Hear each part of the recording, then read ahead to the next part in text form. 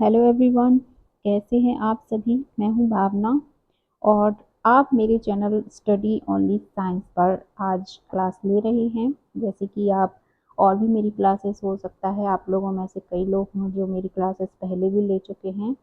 यानी कि मैं यहाँ पर एमसीक्यूज यानी कि जो वस्तुनिष्ठ प्रश्न हैं उनसे रिलेटेड ही यहाँ पे तैयारी करवा रही हूँ टॉपिक वाइज, जिनका सब्जेक्ट साइंस है और जो स्पेशली एमपीटेट वर्ग 2 की तैयारी कर रहे हैं उन स्टूडेंट्स के लिए। तो आज का हमारा टॉपिक है चुंबक एवं चुंबकत्व यानी मैग्नेट एंड मैग्नेटिज्म। इससे रिलेटेड हम काफ़ी सारे इम्पोर्टेंट प्रश्न आज लेके आए हैं। लगभग 30 प्रश्न यहाँ पर हम आपको कवर कराएंगे जो वेरी हेल्पफुल है आपकी तैयारी के लिए एग्ज़ाम्स के हिसाब से। और जैसा कि आप लोग जानते ही हैं कि एमपीटेट का जो एग्ज़ाम्स है वो कंटिन्यू आगे बढ़ता जा रहा है, उसका डेट फिक्स नहीं हो पा रहा है, लेकिन ऐसा नहीं है, वो होगा ही एग्ज़ाम। तो आप अपनी तैयारी को बिल्कुल से जारी रखिए, ठीक है। और शुरू करने से पहले आप लोगों से एक छोटी सी रिक्वेस्ट है कि मेरे वीडियो को लाइक एंड शेयर भी ज़रूर कर दीजिएगा अगर आपको ये प्रश्न अच्छे लगते हैं और आपको लगता है कि ये मेरी तैयारी के लिए इम्पोर्टेंट हैं, ठीक है।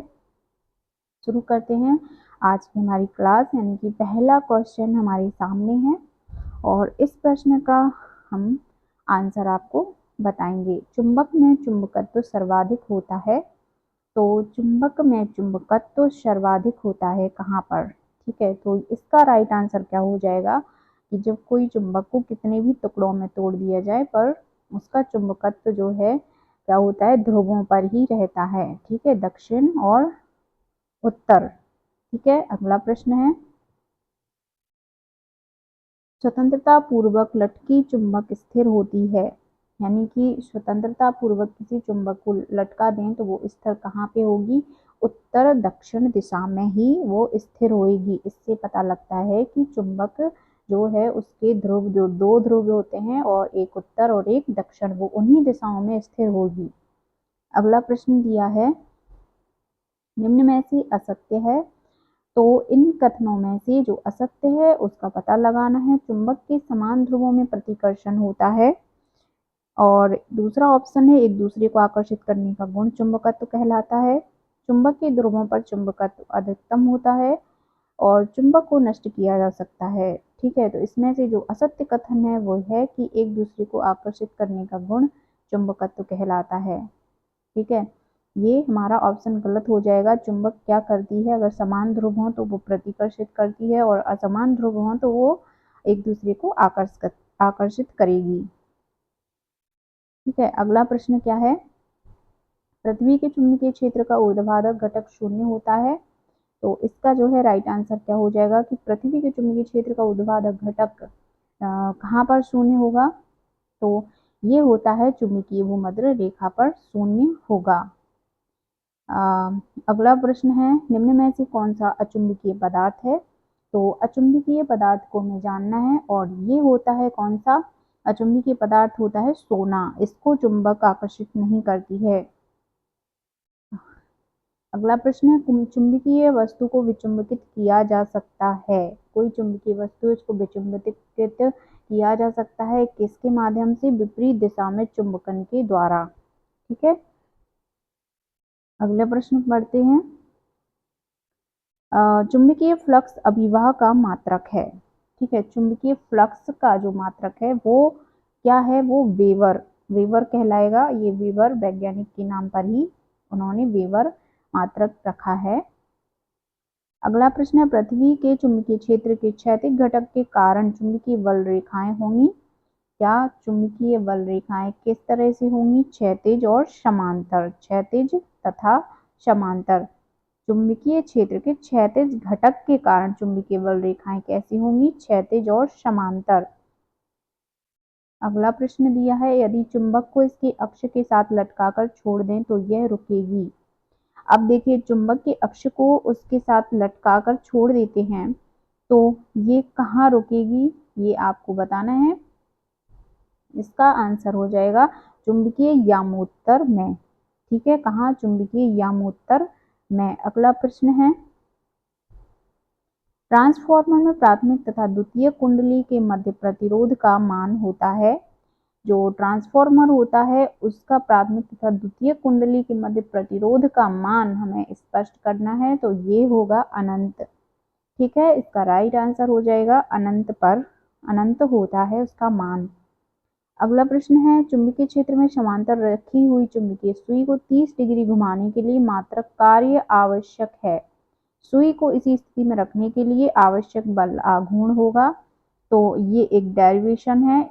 इसका जो बलाघूर्ण है, हम आपको यहाँ पर डायरेक्ट आंसर देंगे, तो इसका बलाघूर्ण होगा 1/2 आघूर्ण का को W से हम डिनोट करते हैं। ठीक है, अगला प्रश्न दिया है, ट्रांसफार्मर निम्न में से कौन सी घटना पर आधारित युक्ति है। ट्रांसफार्मर जो है कौन सी घटना पर आधारित युक्ति है, इसको आपको आप बताना है कि ये जो ट्रांसफार्मर है वो किस पर आधारित काम करता है।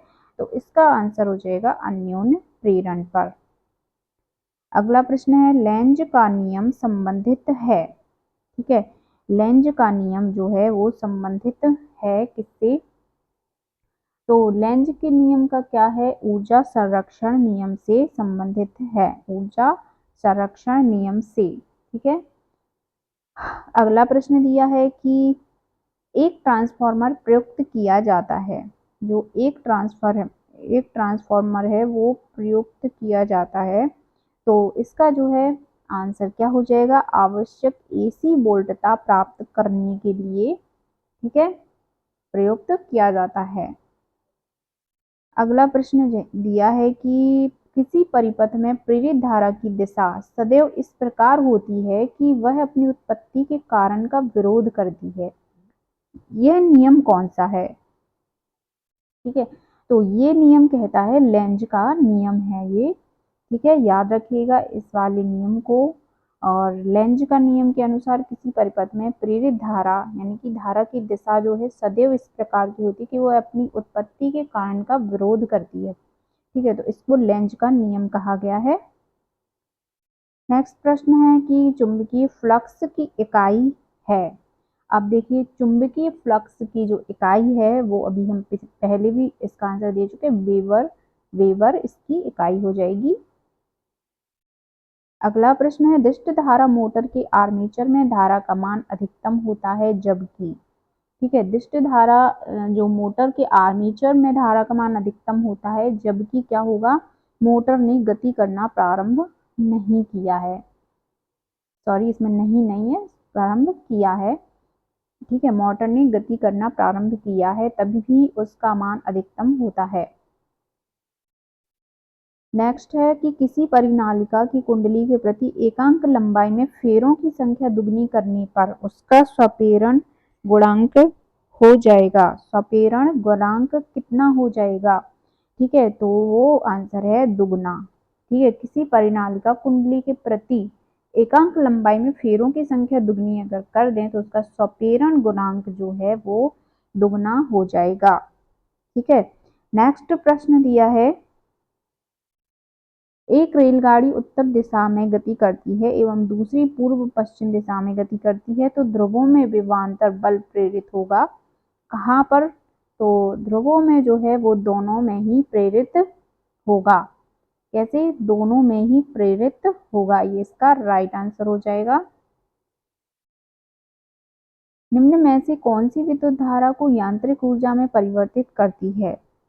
कौन सी विद्युत धारा को यांत्रिक ऊर्जा में परिवर्तित करती है, वो होती है विद्युत मोटर।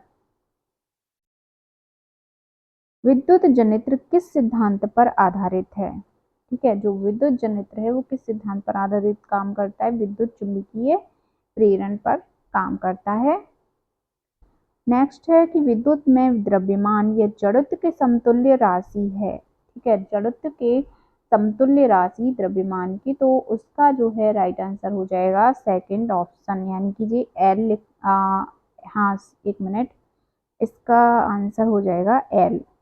ठीक है, एल इसका राइट आंसर है। और एल क्या है, एल एक परिपथ है। ठीक है, सी करंट, आई धारा और एल परिपथ, आर प्रतिरोध।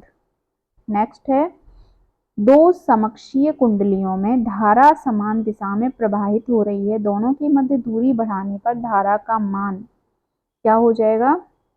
धारा का मान बढ़ेगा। दो समकक्षीय कुंडलों में धारा समान दिशा में बह रही है और दोनों की मध्य दूरी अगर हम बढ़ा दें तो धारा का मान बढ़ेगा। इसका आंसर हो जाएगा। नेक्स्ट है, दूरस्थ स्थानों पर विद्युत धारा का संचरण किया जाता है। ठीक है, दूरस्थ स्थानों पर विद्युत धारा का किस प्रकार संचरण किया जाता है? उच्च विभव और अल्प धारा पर। ठीक है, उच्च विभव और अल्प धारा पर संचरण किया जाता है।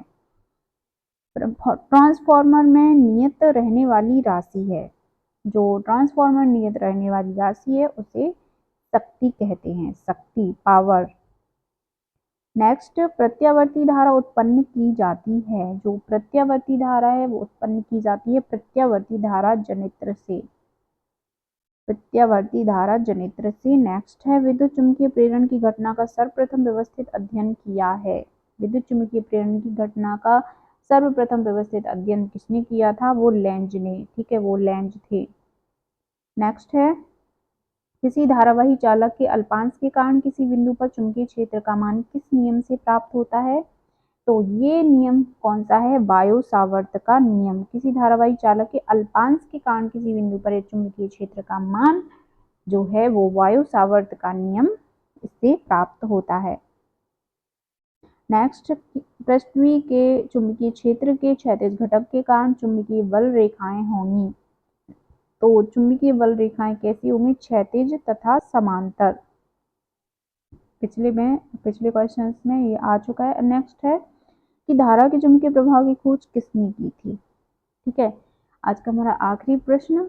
और आप बताइए कि धारा के चुंबकीय प्रभाव की खोज की किसने की थी? इसका आंसर आपको कमेंट में देना है। ठीक है, इसके लिए आप मुझे कमेंट कर सकते हैं कि इसका आंसर क्या होगा, और इसका आंसर आपको नेक्स्ट क्लास में मैं क्लियर कर दूंगी। मिलते हैं अगली क्लास में, तब तक के लिए आप सभी को all the best, good night, take care.